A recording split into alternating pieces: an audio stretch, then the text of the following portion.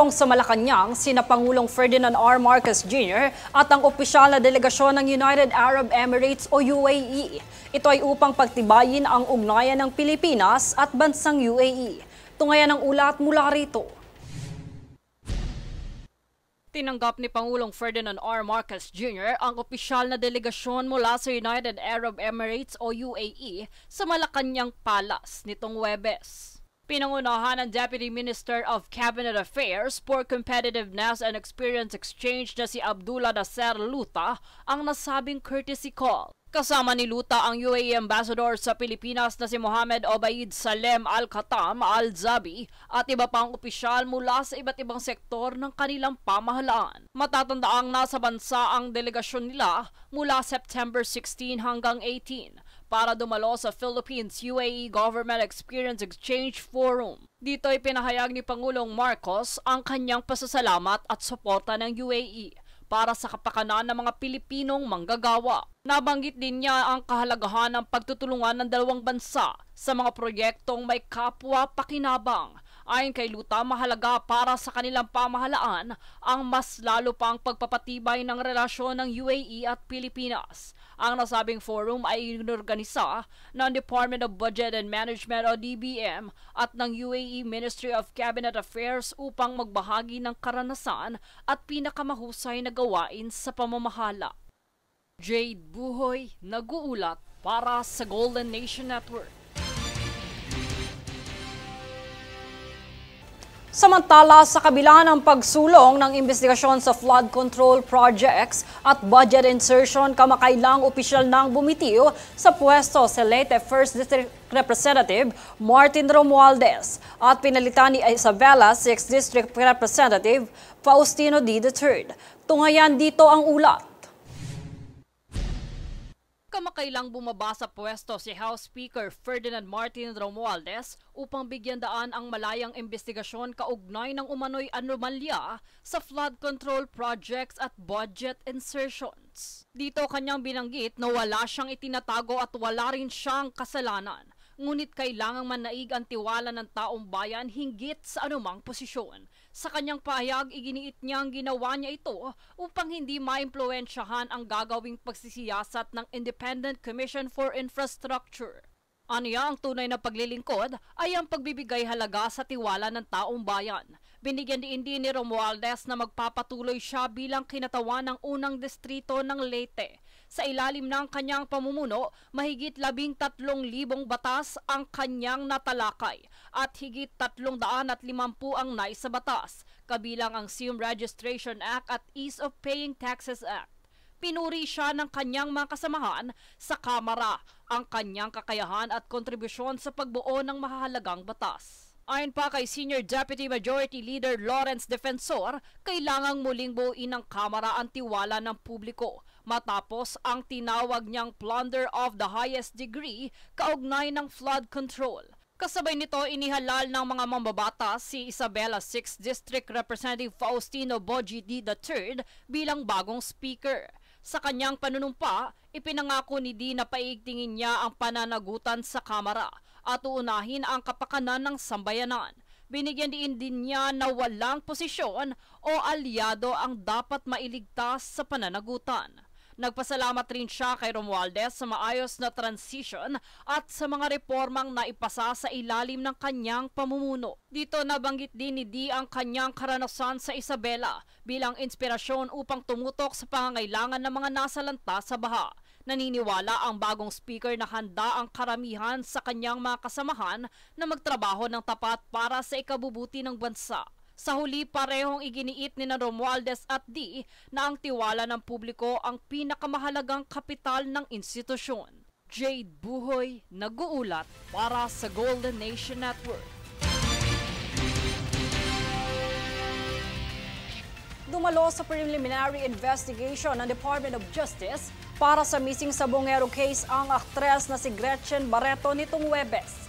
Ito ay kasabay ng kanyang paghahain ng counter-affidavit kasama ang abogadong si Alma Malyonga na iginiit na dapat i-dismiss o forthwith ang reklamo kay Barreto dahil sa kawalan umano ng katibayan. hindi napatunayan at hindi kapanipaniwala, maging walang kredibilidad ang mga paratang ng whistleblower na si Julie Patindongan. Kabilang si Barreto sa mga respondents sa multiple murder at serious illegal detention complaints na inihain ng mga pamilya ng mga biktima sa DOJ noong Agosto, kung saan dawit din ang gaming tycoon na si Charlie Atong Ang at 6 na pupang individual.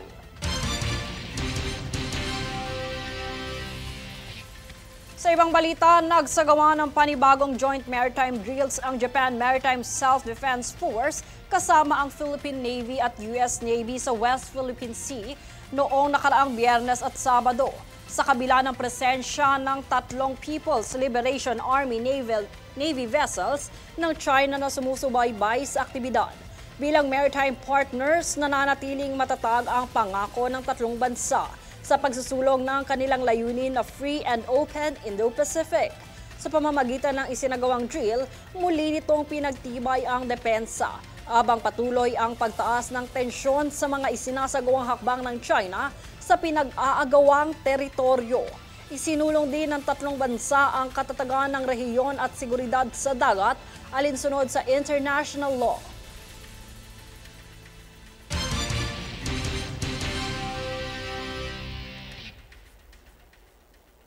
Kaugnay na balita, pagtugon sa pangangailangan ng mga Pilipinong mangingisda sa West Philippine Sea ang panawagan ng ilang grupo alinsunod sa mga sunod-sunod na insidente ng pangaharas ng China Coast Guard sa teritoryo ng bansa.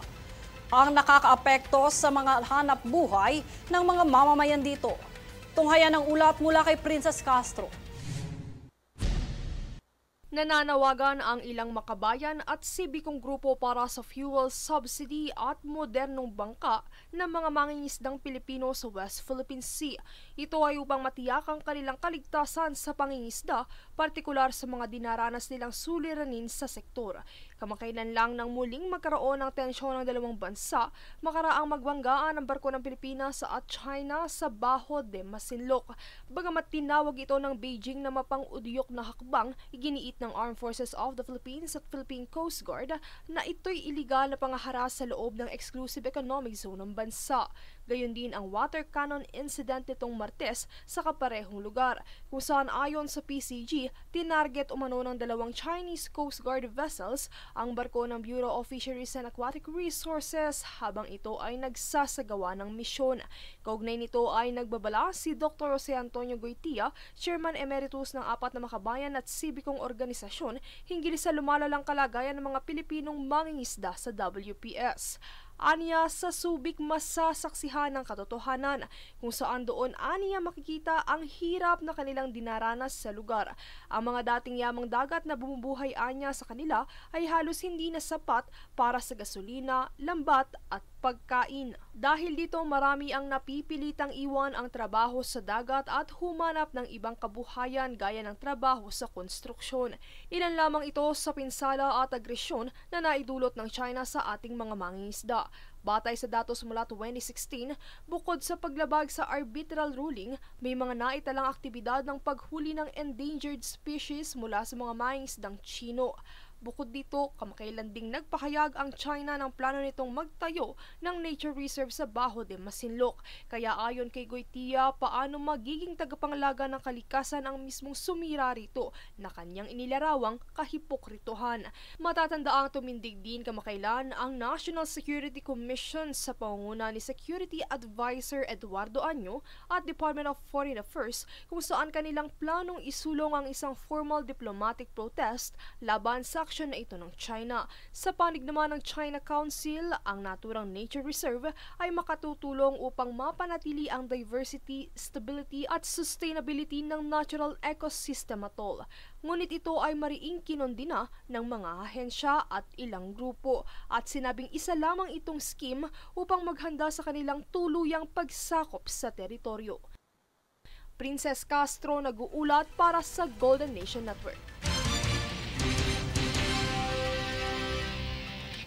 Nananawagan din ang mga obispo at grupong puso ng NAIA na ipahinto na ang biglaang pagtaas ng singil sa NAIA na anilay pabor lamang sa pribadong interes at pabigat sa mga mamamayan. Tunghayan ang ulat mula rito. Nagdaos ng misa ang mga obispo kasama ang koalisyon na puso ng NAIA upang ipahayag ang pagtutol sa biglaang pagtaas ng bayarin sa Ninoy Aquino International Airport o NAIA. Tinawag nila itong halimbawa ng privatization at the expense of public interest dahil mas pinapaboran umano nito ang kita ng pribadong kumpanya kaysa sa kapakanan ng tao. Dito binatikos nila ang New NAIA Infrastructure Corporation o NNIC na nagpapatupad ng dagdag singil ng walang masusing konsultasyon sa mga pasahero at manggagawa. Ayon pa sa isang obispo, dapat unahin ng mga institusyon tulad ng paliparan ang serbisyong makakabuti sa lahat at hindi lamang ang interes ng makapangyarihang korporasyon. Dito ay giniit din ng obispo na ang biglaang pagtaas ng singil ay dagdag pasanin sa mga ordinaryong Pilipino, lalo na sa mga OFW na malaki na ang sakripisyong dinaranas. Hiling pa ng mga obispo sa Department of Transportation at sa NNIC na ipagpaliban ang taas singil at magsagawa muna ng tunay na dialogo kasama ang lahat ng stakeholder. Nananawagan din sila sa Korte Suprema na pansamantalang ipatigil ang dagdag bayarin upang malinawan muna ang paggamit ng pondo mula sa travel tax, parking fees at iba pang singil. Ayon pa sa puso ng NAIA, hindi lamang ito laban para sa murang biyahe, kundi laban din para sa transparency, accountability at patas na serbisyo sa publiko. Nakita din sa nasabing misa ang pagkakaisa ng mga lider sa simbahan, manggagawa at NGO, pati na rin ng mga komunidad laban sa privatization na kontra sa interes ng publiko. Ayon sa mga nagprotesta, naniniwala sila na mas lumakas ang kanilang panawagan sa tulong ng simbahan at umaasa silang papakinggan ng pamahalaan at ng may-ari ng NNIC. Jade Buhoy, nag-uulat para sa Golden Nation Network.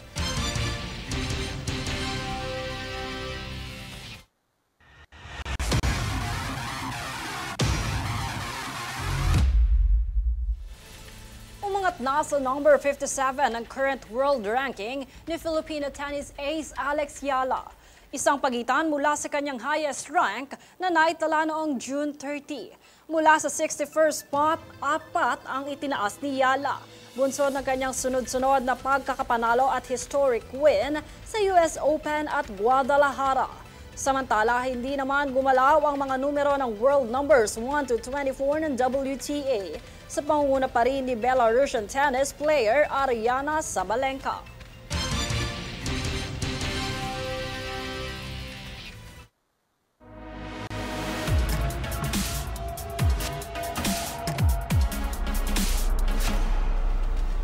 Makasaysaya naman ang nakatakdang performance ng Nations Girl Group BINI dahil sa kauna-unahang all-Filipino group na magtatanghal sa Coachella. Ito ay matapos i-anunsyo ang full lineup ng artist na tampok sa Coachella 2026 edition na gaganapin sa Empire Polo Club sa Indio, California. Magkakasama rin ang BINI sa April 10 at 17 ang iba pang artist kabilang ang main act na si Sabrina Carpenter at Cat's Eye na may isa ring Filipino member na si Sofia La Forteza. Samantala, headliners naman sa inaabangang week-long music event sina Sabrina Carpenter, Karol G at Justin Bieber.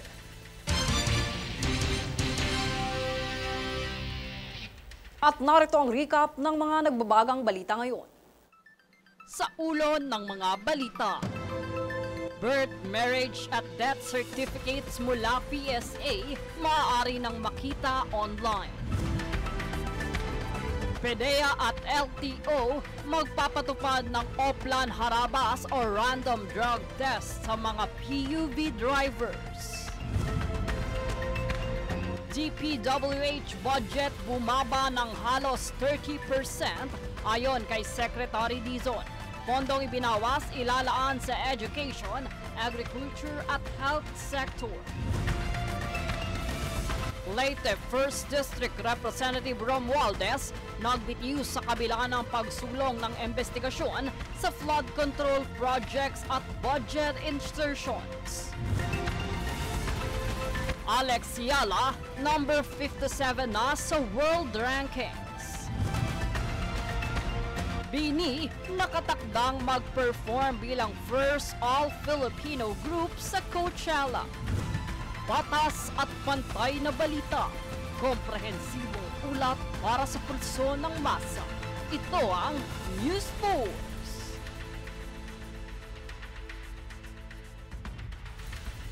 Yan ang pinakamainit na mga balita ngayong linggo. Manatiling nakatutok sa aming mga ulat at updates sa aming Facebook page, facebook.com/Golden Nation Network.